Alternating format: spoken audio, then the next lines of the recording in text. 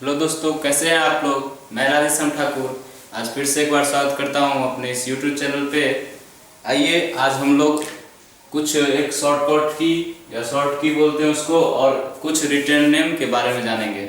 IUPAC name के अलावा एक रिटेन नेम भी होता है जिसको हम कॉमन नेम भी बोलते हैं। जनरली ये एक कॉमन खास जगह पे ही यूज किया जाता है, जैसे अपने देश में। लेकिन आईयूपीएसी नेम इंटरनेशनल है तो वो दूसरे देश में भी यूज कर सकते हैं उसको, इंटरनेशनल है। तो हम लोग सबसे पहले शॉर्टकट की के बाद जाते हैं। शॉर्टकट की के साथ समझते हैं क्या है। जैसे देखिए ये मिथाइल है, मिथाइल। तो मिथाइल को हर वक्त मिथाइल को इस तरह से लिखना पड़े, इसके लिए एक शॉर्टकट की निकाला गया। और शॉर्टकट की क्या है, एम और ई, कैपिटल एम और छोटा ई, ठीक है, मिथाइल। इसी तरह से C2H5 को इथाइल बोलते हैं, तो ET। और फिर 3 कार्बन है, 3 कार्बन है हमारे पास, तो उसको क्या बोलते हैं, प्रोपाइल। तो उसको चूंकि ये स्ट्रेट लाइन में है इसलिए N लगाया जाता है, और N का मतलब क्या होता है, नॉर्मल, जो कि हम आगे देखेंगे रिटेन लाइन में। तो N मतलब नॉर्मल, नॉर्मल प्रोपेन या सॉरी नॉर्मल प्रोपाइल, ठीक है। फिर आगे अगर इस तरह से लगा हुआ है तो आइसो, इसको बताए भी थे, आइसो कहा जाता है। चूंकि ये 3 कार्बन है तो इसमें क्या नाम होगा इसका, आइसोप्रोपाइल। तो आइसोप्रोपाइल के लिए I-PR। तो ये शॉर्टकट है, शॉर्ट नेम है।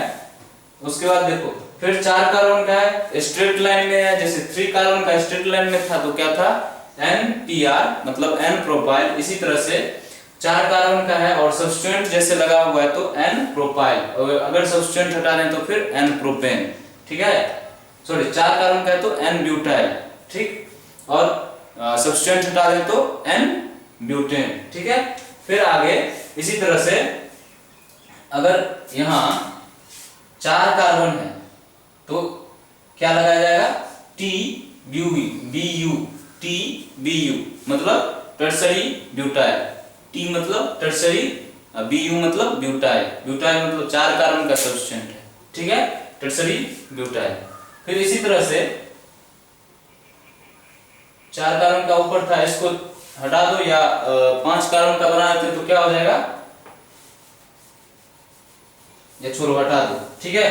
तो ये इतना है। जैसे फिर से एक बार रिवाइज करते हैं हम लोग कि मिथाइल को Me, इथाइल को ET, प्रोपाइल को NPR, और आइसोप्रोपाइल इस तरह से है तो ये IPR, और फिर से ब्यूटाइल है तो N ब्यूटाइल, चूंकि स्ट्रेट लाइन में। ये भी ब्यूटाइल है, स्ट्रेट नहीं है, एक तरह से साइक्लिक है, तो क्या हो जाएगा ये टर्सरी ब्यूटाइल, ठीक है। इस तरह से हम लोग नेमिंग करते हैं इसको। शॉर्ट नेम या शॉर्ट ज्यादा लिखना ना पड़े, टर्सरी ब्यूटाइल इतना बड़ा ना लिखना पड़े, इसके लिए छोटा सा TBU भी लिख के काम चला सकते हैं। तो ये है हमारा, ये हो गया हमारा शॉर्टकट, ठीक है। उसके बाद रिटेन नेम पे आते हैं। रिटेन नेम में जैसे यहाँ पे N लगा हुआ था, उसके बाद I लगा हुआ था, T लगा हुआ था, तो इस तरह से इसको देखेंगे।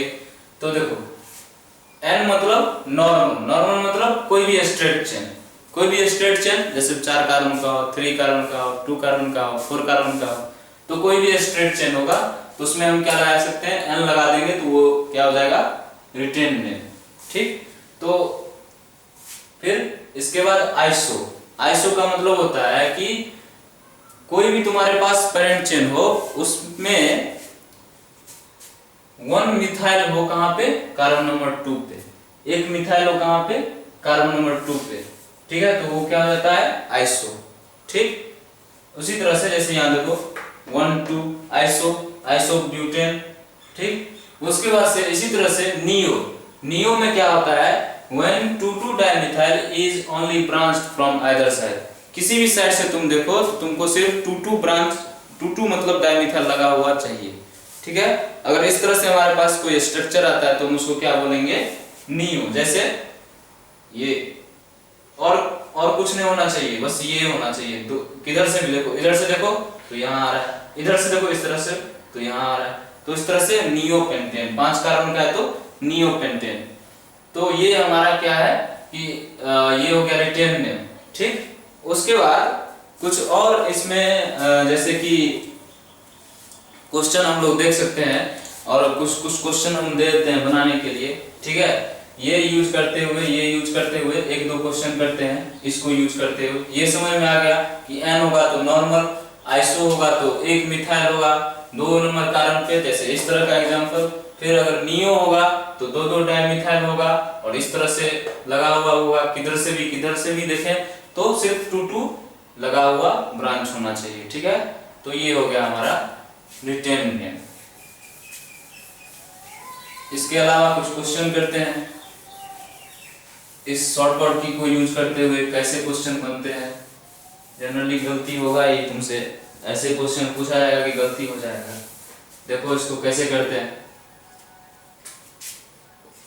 ये हमारे पास 4 कार्बन का एक स्ट्रक्चर है, इसमें क्या हुआ कि यहाँ लगा दिया ET और यहाँ भी लगा दिया ET। अब बोला कि IUPAC नेमिंग कीजिए, IUPAC नेमिंग कीजिए। तो IUPAC नेमिंग करने के लिए हम डायरेक्ट क्या करेंगे, डायरेक्ट सब क्या करता है, ये पेरेंट चेन खोज लिया 4 कार्बन का, ठीक है। और 2 पे और 3 पे क्या लगा हुआ है, इथाइल लगा हुआ है, तो सीधे क्या लिख देता है 2,4 di ethyl, 2,4 di ethyl butane. ये हो गया 2,4 डाई इथाइल ब्यूटेन। तो जनरली सब ये लिख देते हैं। अगर तुम ये लिखे तो फिर फंस गए, ये क्या है रॉन्ग। क्यों? क्योंकि तुमने इथाइल तो देखा लेकिन उसको खोल, ये तो शॉर्टकट यूज करते हैं ना। इथाइल का मतलब सिर्फ वही तो नहीं, उसको क्या हम क्या बताए थे कि तुम्हारे पास कोई भी स्ट्रक्चर होगा तो तुम उसके पॉसिबल मतलब पेरेंट चेन खोजने का जो जितना भी पॉसिबल होगा, पॉसिबिलिटी होगा, सबको तुम ट्राई करोगे। किधर से भी बड़ा चेन खोजना है हमको, कैसे भी बड़ा चेन खोजना है।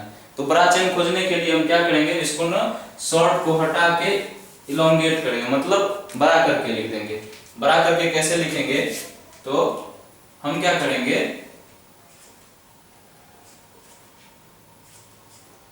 इस तरह से कर लेंगे। अब देखो पेरेंट चेन जैसे ही तुम इस तरह से बनाए, इस तरह से कर लिए स्ट्रक्चर को, ET को हटा के, ET मतलब इथाइल था, C2H5 तो C2H5 इस तरह से हो ही सकता है।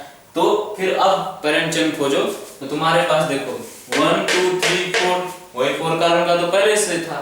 फिर देखो 1 2 3 4 कार्बन का तो पहले से था।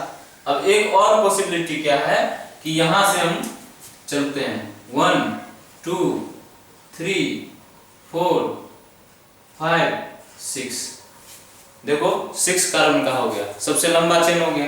तो ये एक सही तरीका है कि हमारे पास 6 कार्बन का एक लंबा चेन खोजना था इसमें, जबकि हम 4 कार्बन का लंबा चेन खोज के और नेमिंग कर देते हैं। ऑप्शन में पहला ऑप्शन में यही रहेगा। अगर इस तरह से क्वेश्चन पूछा जाए तो तुम्हारा पहला ऑप्शन में यही रहेगा, और जानबूझ के तुम गलती करोगे, वही टिक करके आओगे, गलती हो जाएगा। इसीलिए इस चीज को ध्यान रखना है कि हम गलती से बचें, गलती ना करें। तो इसका क्या नेमिंग हो जाएगा, 3 और 4 पे क्या है, 3 4 di methyl, 3 4 di methyl hexane. तो जब भी हमारे, तो क्या हुआ, इसका मतलब क्या हुआ कि जब भी हमारे पास ये इसमें से कोई यूज हो तो उसको हम क्या करेंगे, उसको खोल के लिखो, मतलब उसको इस तरह से ब्रांच में करके लिखो, ठीक है।